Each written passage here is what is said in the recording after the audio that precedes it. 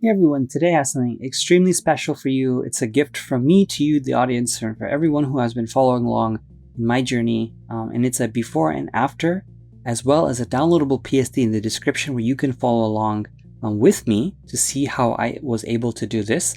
And also see the before and after and go through my layers and have a sneak peek on what I have done for this particular image. So I'm going to go ahead and show you the before and after so you can see if you're interested or not. And this particular image, as well as images going forward, is going to be a deep dive into really complex and advanced images that I found difficult, and I think many people do find difficult as well. And I want to show them, obviously, that it's possible, but how I did it as well, and the techniques that I use. This is not going to be a beginner kind of understandable workflow where I'm not going to go through what is a layer and what is a mask. You're going to have to have some information before you actually follow along.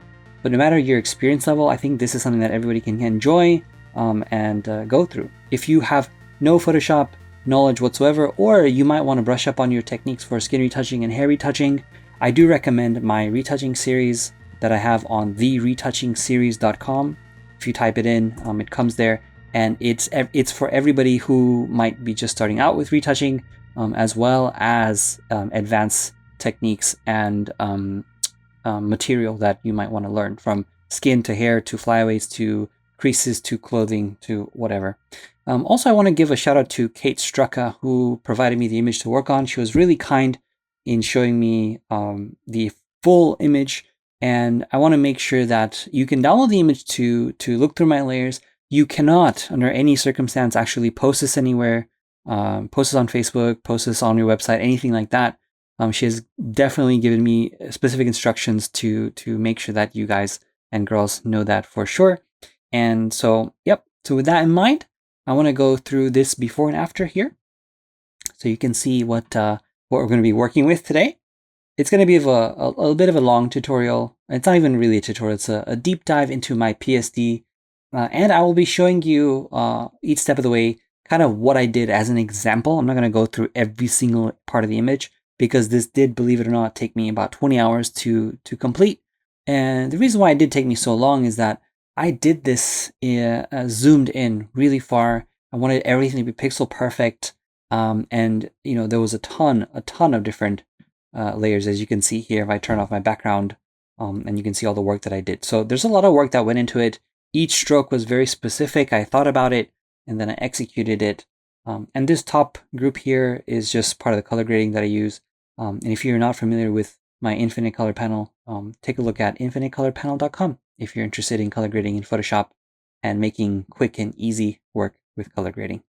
Okay, so now that I have that said, the first thing that I want to do before we actually jump into the actual showing off the layers portion and showing the techniques, is we're going to take a little stroll across the image, and I want to show you the before and after zoomed in as well, which is very important to show you kind of what I'm setting up as expectations for the results. So you can see here, the biggest part for me on this particular section was a couple of things. Number one was getting rid of the flyaways on the left side.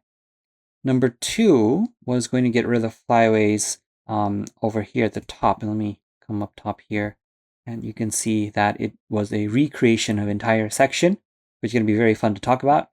And also, if you take a look at the edges here, I drew in some of the edges very realistically, and that was actually a different technique that I've never shown before. So stay tuned for that. That's going to be really interesting to show off. And we'll continue here. And you can see some of the results that I've done based on the areas that I'm working in, and the techniques themselves are a little bit different. And we'll go back here as well.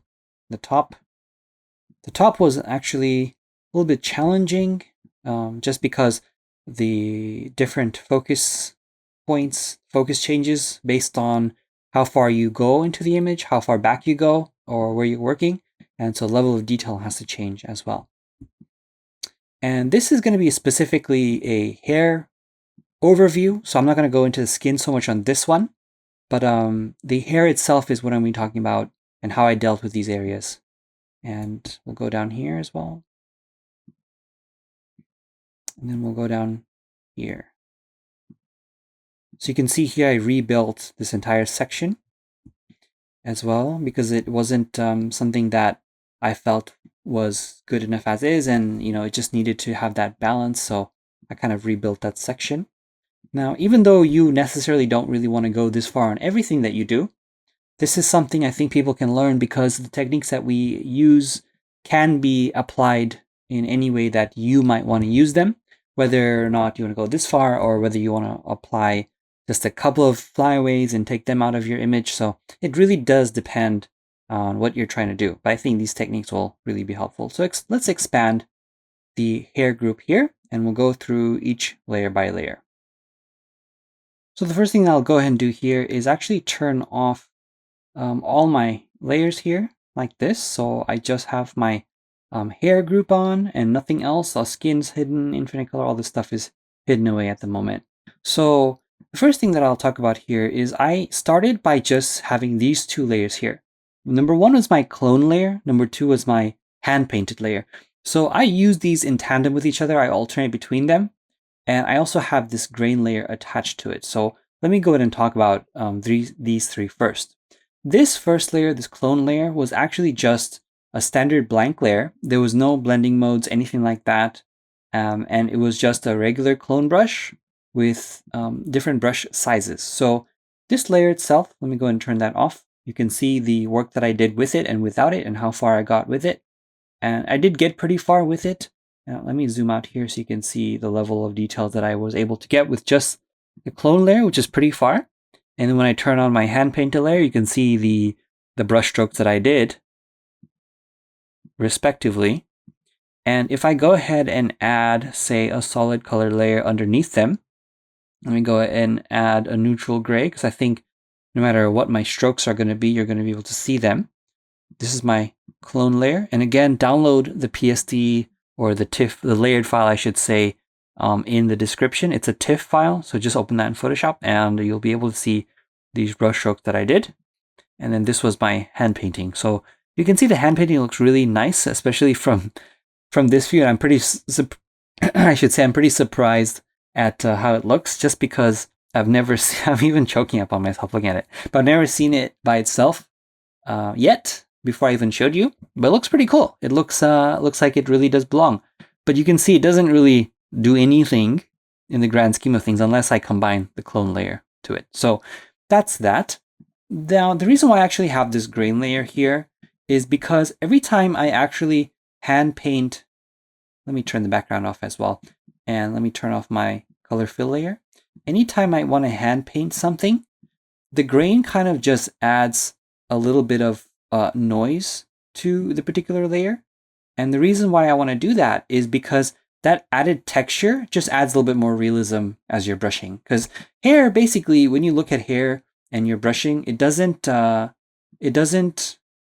should say, it has its specific grit and texture to it.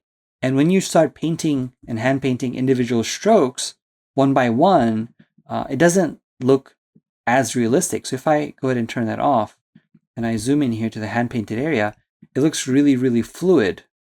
When I turn that back on, you can see the grit being added to it. So it's a very minute detail and it's not really necessary, but if you do find that it's important, then you can go ahead and add that as well. So let's go and start with my clone brush layer. And I'll show you the techniques that I use to do that by adding just another blank layer. I'm going to call this clone duplicate. And let's go ahead and show you my settings. So I'm going to go back to my clone brush, which is going to be S on my keyboard. It's my shortcut, the clone stamp tool. And my flow was, I think, 100% typically.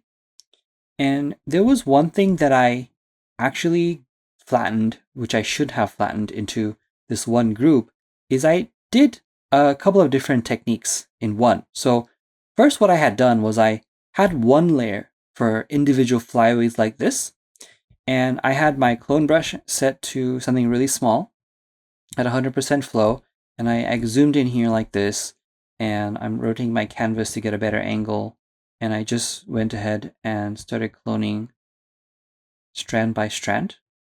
But once I did a couple of strands, I realized that I wasn't going to be able to just remove the strands because I had these little gaps in the hair itself. I had even larger gaps. So I had gaps like this big one here.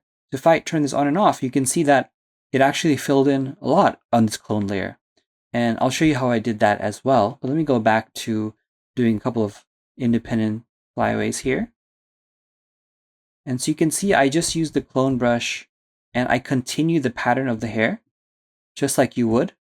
And if sometimes, 100% might be too fast, you can bring it down to, say, a 40% flow or a 30% flow, which then gives you a better blend, I think. This is just by feeling, of course, and how confident you feel as you're working. But for me, it was something that I just played by ear, and I went from strand by strand. Now, this is something that's easy to get lost in, and I pretty much went around the particular image and just kind of got lost working for a few hours with music or a documentary in the background. And I was just very curious to see if this was possible. And ultimately it was. But what I noticed is that you have to be very careful and very aware of where you're sampling from and where you're painting. Because what happens is there's other common techniques that people use as well, like frequency separation and stuff, but let me guarantee you right now that you're not going to be able to do this whole thing just with frequency separation. You kind of have to be very deliberate with your strokes because there's so much variety in texture and color that just removing texture, just removing color is not going to be enough. You have to do both in one go, which is where I find being able to do this very powerful, doing texture and color together with your clone brush. You're able to do both. And I'm going through these independent strands to show you exactly kind of how I did it. And this is a basic method, but it's tried and true. It works, and you don't have to do anything fancy. I get a lot of questions on what about doing lighten and darken mode? Why can't you do that? Well, what happens in lighten and darken mode is for most of the times it does work very well. However, there are portions of a hair where some areas are lighter or darker, and what happens if you use that, you tend to get little fragments sometimes, like on the edges of the hair, or like here, for example, this part of the hair is light, but this part of the hair is a little bit darker than other parts. So it can get a little bit tricky. And if you want to do that, what I recommend is just using another blank layer, set that to, say, darken, and then coming over and just kind of going through the image like this. The other part that I don't like about lighten and darken mode is that you need to keep changing between the two for different, different parts of the image. And darken mode will kind of darken any light strands of hair. But if you're trying to, say, clone this strand of hair, it might not work sometimes depending on where you're sampling from. If I sample from a dark area, you kind of have to be careful, because let's say I go, instead of darken, I use another blank layer and set it to lighten. Well, as I was trying to do before and I messed up demonstrating, is if I sample from here and I do this, it's not going to work because these pixels are darker than these pixels, so the lighten blend mode is really not going to work for an area like that. So I had to keep switching back and forth, and that wasn't good for me, so I didn't use those two. I just used the blank brush and then just continue working. And honestly, it just gave me the control that I wanted. And if you actually do want to use lighten or darken mode, I'd recommend that you do it, and just make sure that you have control of your layers and what blend modes each layers are on. And you could change the blend mode of this brush here, but it's not going to actually work. Or let me just double check.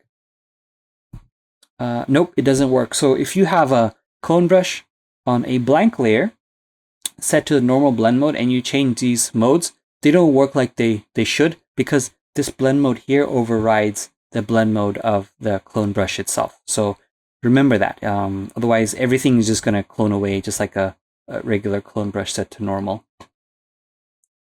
Now that I have that done, let me go ahead and do these independent little flyaways here. So you can see it does take a little bit of time to do, and it can be a bit of an intense procedure. but I just kept going around the images that I could isolate. Let me go ahead and actually paint with my regular brush set to white on one of the, kind of flyaways that I did paint here, or clone away. And these were the flyaways that I actually kind of cloned. And also sometimes you can heal as well. So it's not just cloning. You can use the healing brush in order to heal some of the hairs out, depending on if it does work for you. Sometimes it doesn't. Like, let me go and show you. I'm going to switch to my healing brush, and I'm going to use current and below here. And then I would just kind of, heal across. But, as you can see, it doesn't really work for most instances. So the clone brush is pretty much the way to go for these smaller flyaways here. So as you can see, I went ahead and cloned some of those smaller ones. And as it comes to some of those larger gaps, I actually used a larger clone brush and filled in those gaps. So let me go and show you what that looks like as well.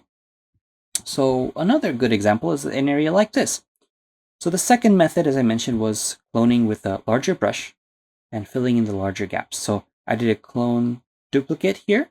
I'm going to go ahead and do another blank layer and call this clone wide brush because I did them in tandem with each other. I'm going to turn off my original clone layer, and we'll do this as an example. So I'm going to go ahead and go to my clone duplicate layer and just clone out these smaller flyaways.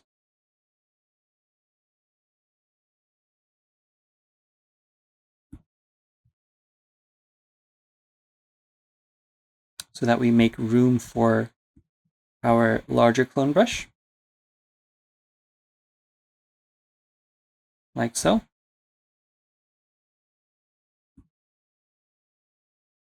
And the key here is that you just kind of want to clone till you can't clone anymore, and then move on to the next step. And this is why I'm going to be doing a portion of the image and not the whole thing, because then we would be here all day long. And if you're interested in actually seeing me work on this entire image, or maybe another one, then leave a comment and then we'll see who's interested and who isn't. Okay, so I think that's pretty good for now. You can see here what I did. It's pretty clean, I should say. And now we're going to come over here to our clone white brush. And the clone white brush is different because we are going to be using a, let's do a 10% flow here. 10% flow, 100% opacity. And I'm going to go ahead and sample, say, an area like this, and then kind of just paint it in like this. And the reason why this works very well is that I'm using a brush that is set to 0% hardness with an alternating brush size, and I'm able to kind of fill in those gaps. So together, I can clean and fill simultaneously. And you'd be surprised how far this method actually takes you. Okay, let me turn those two off, go back to my original clone layer, and you can see here that it went pretty far. I was able to get quite far with that alone, with those two methods in conjunction. But the one thing that you'll notice is there's some areas with that clone alone which wasn't perfect. Like this one here, I left it for what? I'm not even sure. Let me see. So I left it for some hand-painted areas. And this whole region here, these three are just for hand painting. So I'm going to group them together and call this hand painting for now, so it's easy to understand. So you can see here that I hand painted that, which is the next step we're going to go into in a second. And let's see what I also didn't do yet with the clone layer. I didn't fix this part with the clone because it was a bit too much to do. I could have maybe kind of extended this area here if I wanted to, but I didn't. And I didn't do any of the skin right now, so keep that in mind. It's on its own separate group. And then I did most of this part here, which was nice. And I hand painted the rest, you can see. So some areas like this, it's impossible to clone because there's just so much detail that is off. There's more details that are off than there's anywhere to sample from. So I leave those portions, or I left those portions. I didn't touch this because no. And then on this side, I also cloned most of that there. So you get an idea of what's going on. Let's also talk about the background. So the background is something that people want to know about. and an area like this, where there really wasn't seemingly anywhere to sample from because the luminosity value is different, here's what I actually did. So I'm going to turn that off for a second. I'm going to go back to my clone duplicate layers. And I actually painted it white there, so I'm just going to leave it there for a second. I actually used a regular brush, and we'll go to my clone white brush. And once I was done clearing this portion out, so I had, this kind of clean portion, what I did was, I'm just going to do this as an example. But once I cleaned that portion out by using the healing brush and kind of cloning from here and so forth, I took a clean portion, I brought it up, and then I dodged and burned. So for instance, let me take a clean portion like this. Make sure, again, it says current and below. I'm going to bring this up to 100 for now. So I'm just taking basically a sample like this. It doesn't matter, if it's not masked out yet. So I'm just going to say maybe increase the size of it like that. And I'm going to change my opacity so I can see where it's overlapping. Okay, so I'll just do that, for instance. And then I masked it out. I use a regular brush here. I'm going to change my brush again back to 0% hardness. And I'm just going to go ahead and do some brushing. But I used a low flow as well, so I didn't use a high flow. And once I had it masked in, generally speaking, like, let's just pretend this is, what it is, but you can continue cloning further if you want to. I would then use my dodge and burn tools. I actually use my dodge and burn tools for once.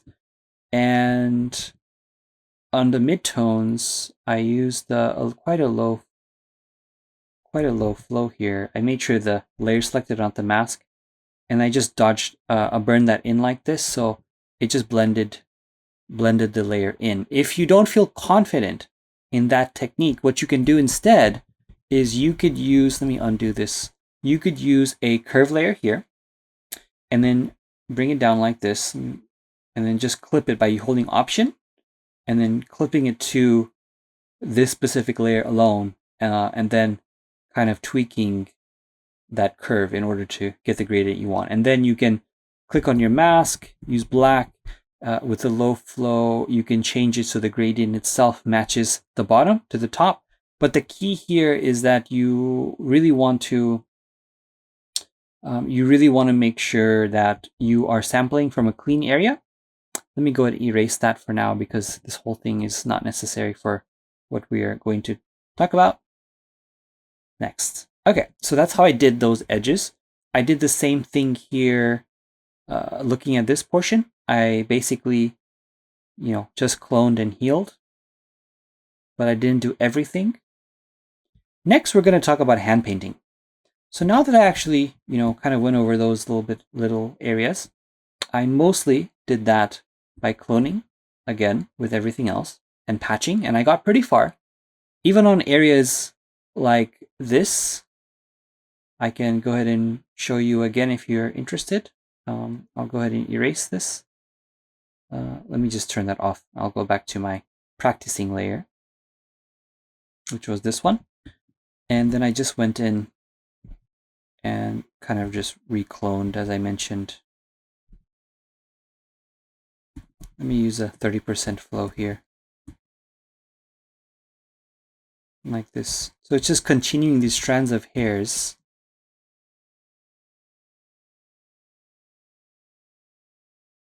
Till it's perfect. Like so. And then just continuing across.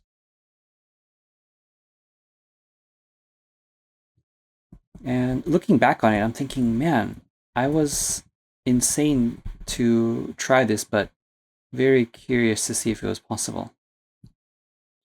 Like so. And then you can obviously, if you're having a hard time with it, you can go over to your hand painted layer, which we're going to talk about next, and actually paint some strokes as well. And you can change your flow in case it's too fast, like 10% is pretty good. And you can alternate that way.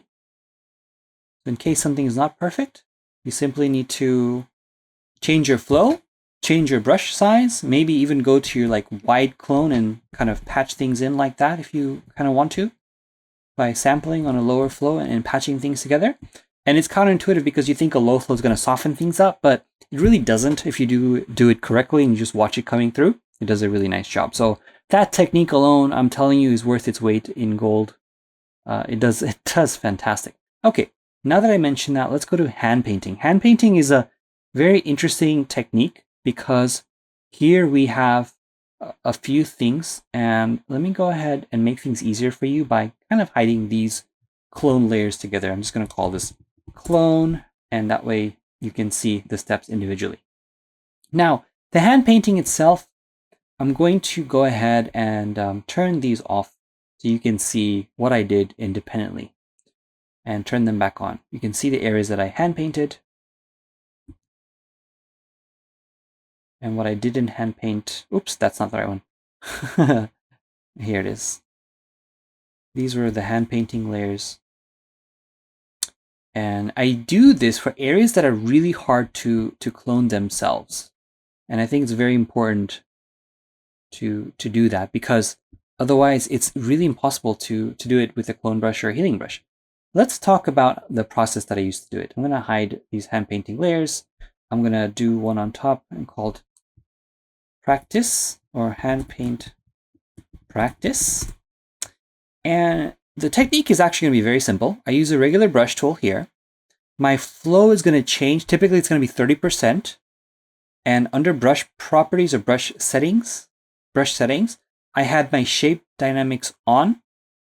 The buildup was on as well. It's just, it really doesn't really matter, to be honest with you. And smoothing doesn't really matter either. So whether it was on or not, it's not going to affect the image. The pen pressure itself, I kept on. And then you also want to make sure that on your Wacom settings, where is it? Where are you? My Wacom tablets. Let's see here. Under your Wacom settings, you just want to be sure that it has your pen pressure on. Here you go, Wacom tablet.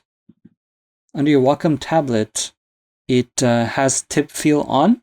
And if you want, you can increase that even further by increasing the pressure. But I just left it to medium or right here, either one of these two.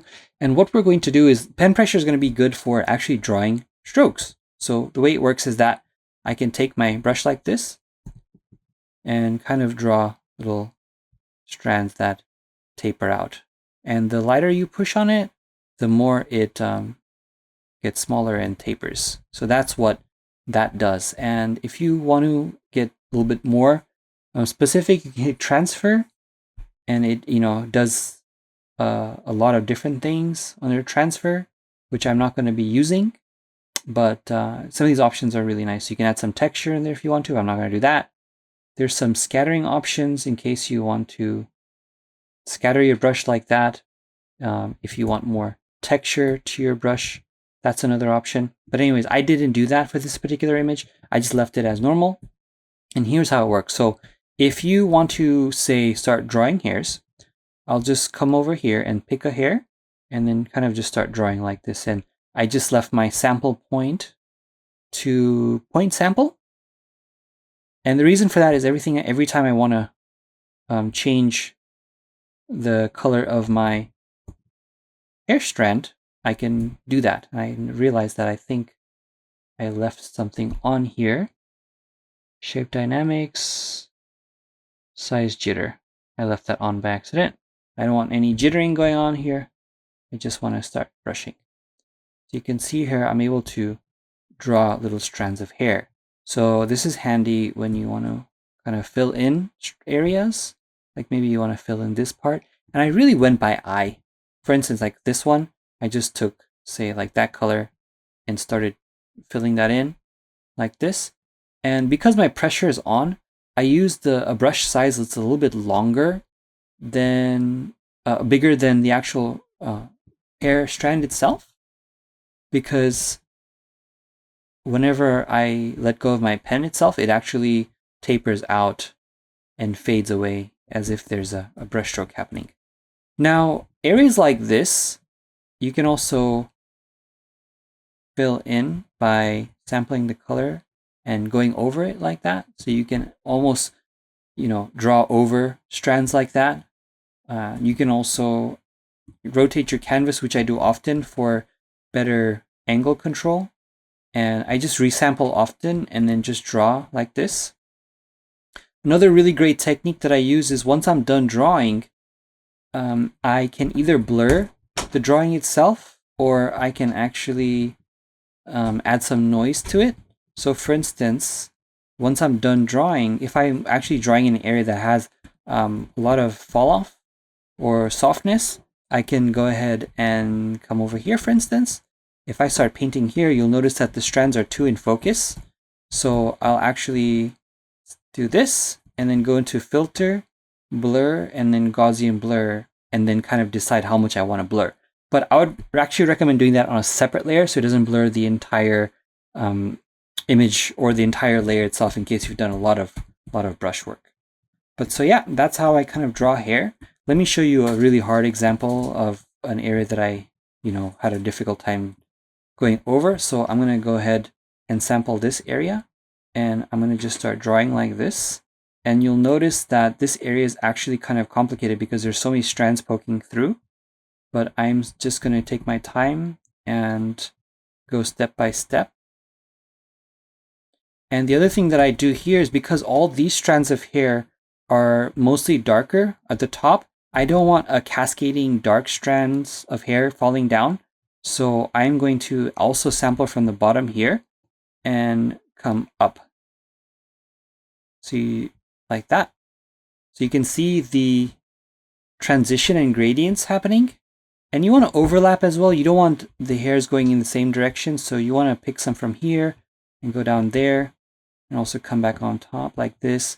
And this is a culmination of so many strokes done over and over again. And you'll notice that they might look all the same to some degree. So what you want to do is change up your brush size.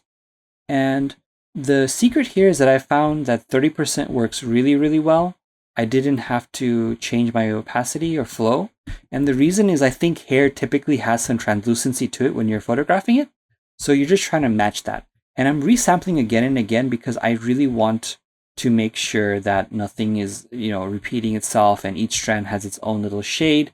And this image was such a good example for that because without doing that, everything would look identical. If you're working on an image where everything is like black hair, then things are a little bit easier. You might have some shades that, that might be a little bit harder to match, but ultimately that's kind of how we do that.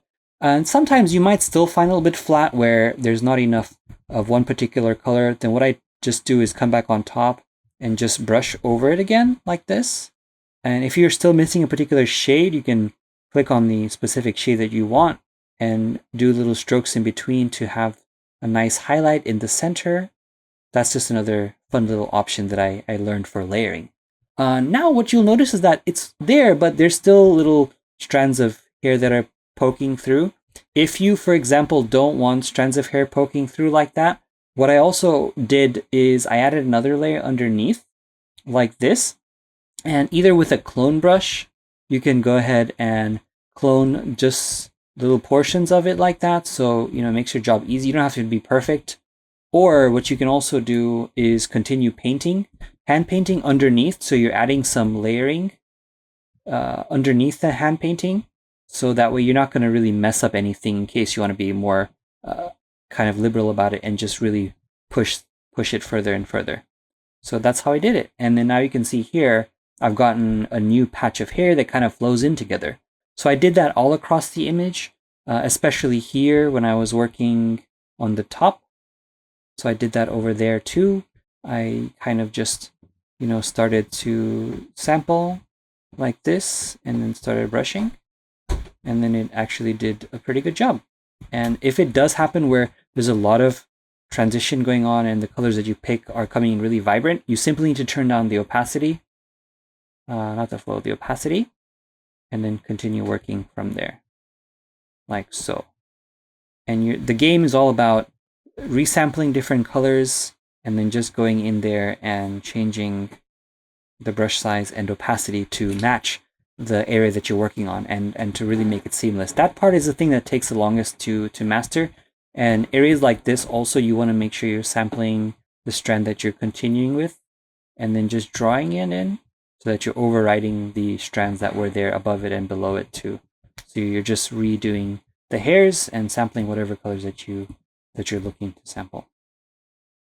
Next, I'm going to go ahead and close this up and analyze some of the work that we did, but also the actual work that was done before, so I don't have to redo it again.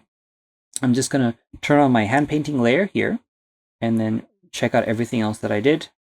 And the same techniques apply to this area here, which you've seen me do coming up, and pretty much everything else. So I did everything else with the hand painting and simply doing that.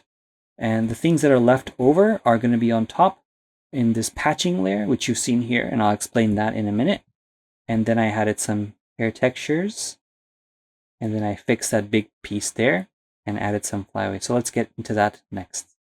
Now, when it comes to actually patching, what I like to do about that is I'm going to go ahead first, delete these practice layers that we did because we don't need them anymore. But here's the actual patching turn on and off.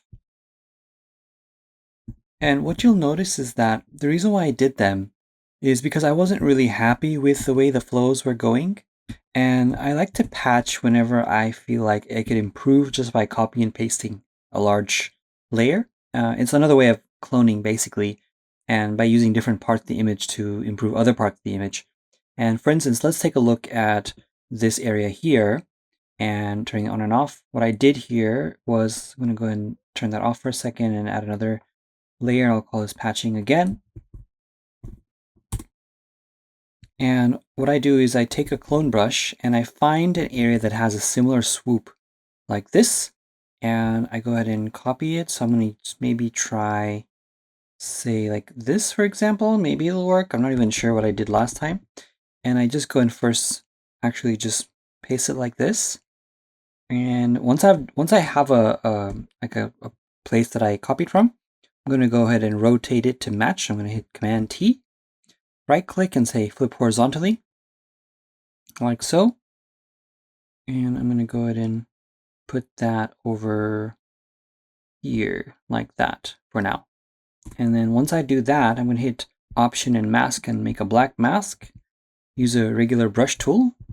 And I'm going to go ahead and kind of brush that in like that. So you can see how it kind of looks the same, right? And in case it's not perfect, I can go ahead and take some of that out. I can reduce the opacity like that. I can add a little bit more fill there. And this is really handy, especially because I really want to make sure that things look really consistent and natural. And if you can take parts of a good image and apply it to other areas, it makes it look really good. If it doesn't add up really perfectly, what I sometimes like to do is unlink the mask of the layer. And then what I do is hit Command T, and then I like to warp. And then I kind of warp the layer itself so that it can get, kind of exactly where I want it to go. And for some reason, while I'm recording, the warp itself is not working the best. I guess it's graphic intensive, so, but you get the idea. It kind of warps it into place like that. Come on, there we go. And you can really push and pull these layers. And it's really struggling to warp right now, but it's getting there. There we go, like that. I'm going to hit enter. I'm going to show you the before and after like this. So you can see it really warps and matches the perspective of what I'm going for.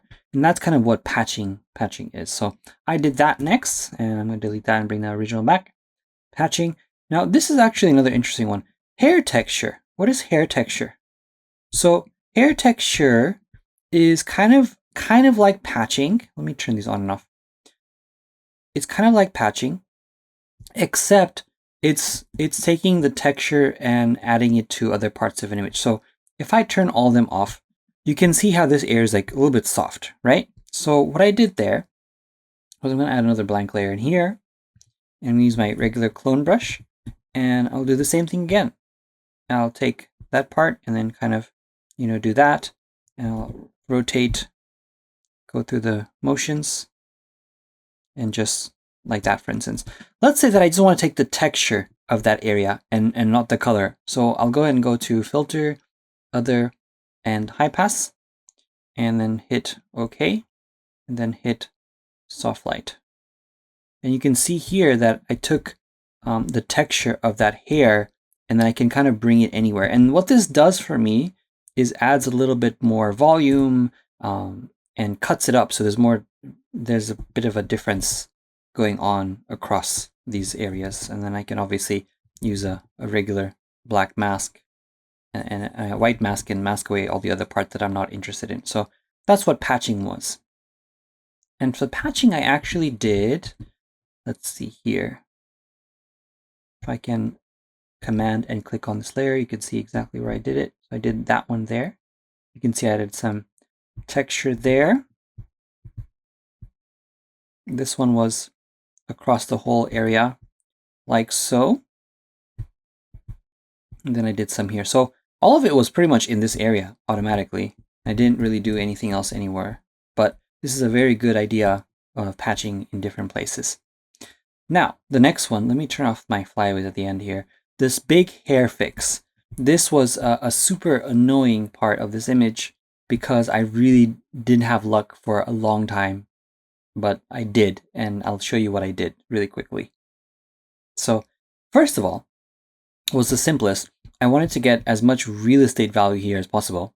And so I first, in my earlier steps, cloned as much as possible, healed as much as possible, drew as much as possible. And then, so I wanted to patch up the rest of it.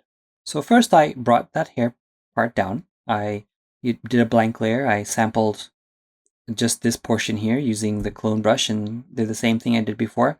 And you can see here if I turn this mask off. If I turn the mask off, you'll see what I mean. And then I masked it in. So I took a big chunk, brought it down, extended it. I hit Command T and this dragged it down by hitting Command T, and I warped it like this. And by holding the Shift key and going up and down like that. So I extended it a little bit. I'm going to hit Escape because I don't want to apply it. Next, I brought in some of the highlights. So this highlight here was actually from here. I cloned it, brought it down, and then warped it again so that the perspective matched. And the way that I did that was I cloned it like this. And if I wanted to change perspective, hit Command T. Then I did skew. And I kind of skewed like that, or you can use distort, either way. And did this thing here, and then kind of brought it in like that. So that's how I use the highlight layer. I did that. And so it's a building process. Now this top part was really interesting. I took the same area like this, and I started brushing it in, but you notice that the perspective is off. So first I experiment with flipping horizontally and kind of like rotating it like that. That didn't work, obviously. Nice try, but no. Let me go back and to where it was before. And so then I just decided I'm just going to warp it like crazy. So I did this whole thing, and then I extended this way. Now the warp wants to work. Great. And so, I really kind of just warped it into submission, and that way it started to flow with what was going on. So you can see here how it kind of just built it up, right? And just like that, I added the top. Then I did the same thing with the bottom. I took more of the highlights and kind of swept it in there. And then, I cleaned up some of the background here with the clone brush. So I knew I was going to build the ends in later. I did some patching here on the left with this layer. Some more patching here with the clone brush. These are all clone brush layers. Then I did some high pass sharpening. So I sharpened the texture up a little bit more. So kind of like how I did the hair texture on this layer with the area on the left-hand side. I just simply duplicated this whole area and just sharpened it. So you can see here, if I, let me just go ahead and show you this layer. See, just like that. I just added some high pass to it and then sharpened it, but I didn't move it. So that's the only difference. So if you want to see exactly what I did, I added another blank layer. I took my clone brush, sampled the same area, made sure that my flow is 100%, sample the same area, kind of just started painting like this. So it isolates this entire area on its own layer, like that. And then I went to filter, other, high pass, and did a radius like that. And then just went and did soft light. As you can see here, it kind of just sharpens up the details. And I did that because when I was doing this process, it lost a lot of that sharpening or that sharpness, and I kind of missed that. So I wanted to bring that back. And then finally here, I topped it off with some cleaning, which is done with the clone brush again, nothing really fancy. And maybe some, nope, it was all clone brush. And just like that, I had my big hair fix done in a few steps. And finally, I did my flyaways at the end. So this flyaways at the end here is actually really interesting because it's not what you think it is. I'll go and explain what I did because it's actually not as simple as it looks. So let's say that you're trying to draw some flyaways. Let me do another blank folder here.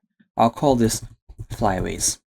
Let's say that you're actually trying to draw flyaways. Maybe, you take a strand of hair and you do exactly what I showed you. You start painting. It looks pretty good. I'll be honest with you, it doesn't do a terrible job. It does a pretty good job. But there's just one thing, and that is it looks too similar. The hair strands look too similar no matter how diverse you are, and you could, get away with it. But I decided that I actually wanted to make it even more realistic, especially because people are going to be zooming into the strands of hair. And I was like, maybe if I increase some opacity and draw thicker strands and smaller strands, it still looked out of place a little bit. So here's what I did. Let me just do a few more brush strokes here so you can see what's happening. I'll do 30% and I'll go ahead. And this is going to be an advanced technique. So like I said, if there's anything regarding Photoshop that you want to brush up on or learn more about retouching in general and specific, please go to the retouching series. I would really appreciate it. And I think you'd learn a lot too. There's 24 hours of content. There's so much that I talk about and cover, especially once you get through it, you'll be able to confidently master a lot of retouching that I really put my heart and soul into it. I put everything that I've learned from retouching into that course. I take it step by step and I don't rush through anything. So if you're just learning and starting out, I highly recommend it. But once I think, you get a few of these strands here done like this, it's okay, it's not bad. However, instead of using this layer specifically, what I did was I used it as a mask. And the way that I did that was hit Command and I clicked on the layer. And what it does is it makes a selection out of that layer itself. So everything that I've drew in that layer is a selection. Then I click on my mask or this folder here, and then click on the mask button. And so without it, here's what it looks like. It's a folder that looks like that. And then I'm going to actually create another layer, a blank layer. I've hidden the first one that we did. And instead of actually drawing anything on it, I'm going to take my clone brush. I'm going to sample the hair itself and then start cloning. So you see what happens? The clone brush itself is filling in that mask. So the brush strokes that we already did are on that group itself. And when I turn that mask off, it's just more, it's like an extension of the hair. But without that mask, the mask itself does all the magic. So I was basically drawing on the mask. I was drawing first and then made a mask out of it. So what you can also do if you want to is take the layer, sample, and just paint outside like that. Even if you can't see anything that's happening, just like painting like that. Once you're done doing a few paint strokes, you can click on the mask itself in the group and then just start like brushing like this. And then what it does is it really makes a very realistic flyaways across the edges of the hair. And it makes really cool, realistic textures, because if you look here, there's variations within each strand of hair, and that's where it makes it really, really magical. And then you can do all kinds of things, like if you want to, do some flyaways going out, if you want some imperfect flyaways hairs, and play around like that. You have more flexibility to play around with each of the strokes. And if you want more realism, zoom out and do it, because then you can get a lot more variation if you so choose to paint a lot of hairs like that. So that's how to do some flyaways on the edges. You can see it looks pretty realistic from this angle.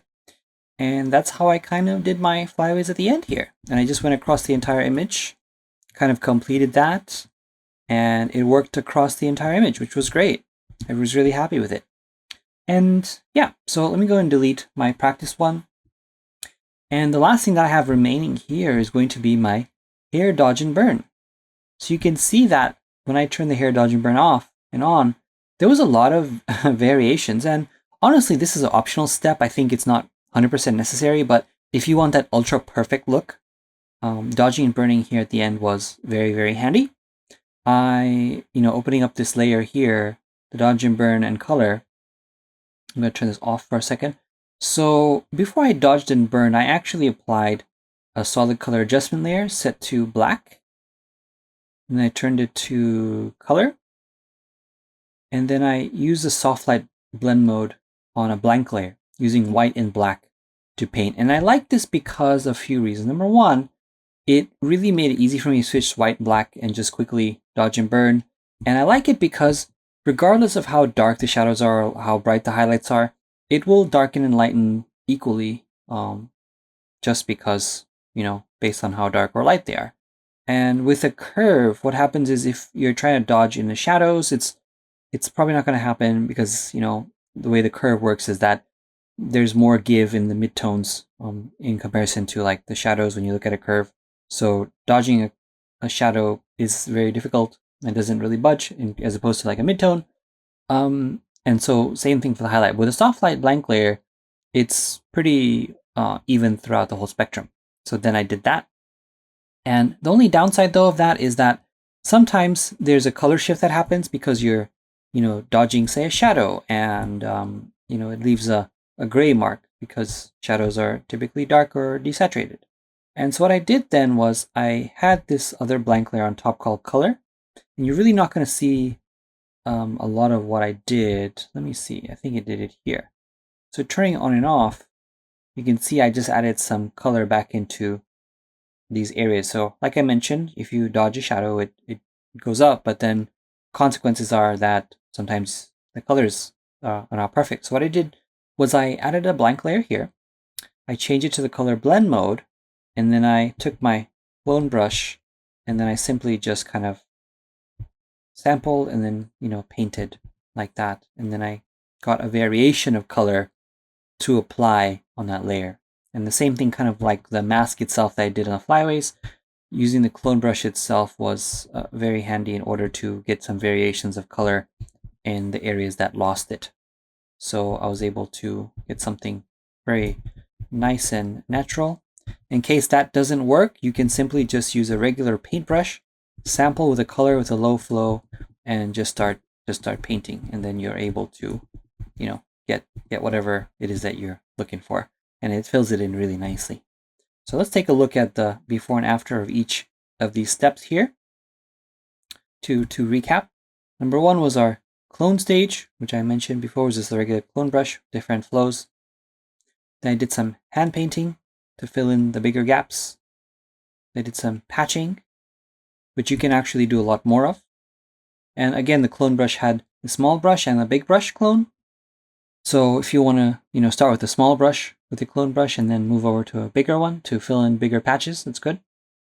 Finally, I had my hair texture, which is not visible, but I did over here to add some sharpness and detail. They did my big hair fix, which I like to call big hair fix because it's a bigger portion. And then finally, I did some flyaways at the end to top it off so it's not just a cutout look.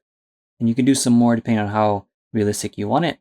And then finally, I did some dodge and burn for color, taking a look at hair before and after, you can see what I did here. So there we go. And finally, I did some skin work as well, some skin retouching. And as I mentioned before, if you're interested, go check out the retouching series for retouching skin work and things like that, or brushing up on hair as well. If you're looking for some hair retouching, it's all there in really small detailed steps.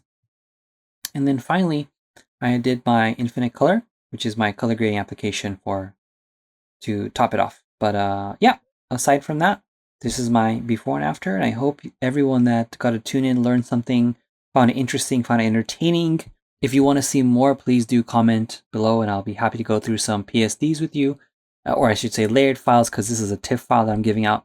And if you'd like more TIFF files as well from other images, because I'm working on a few, and I think it's very, very interesting. This is the first start of a host of images, if people do really enjoy it. Anyways, hope you all are having a wonderful day. Hope you learned a lot, and I'll see you next time.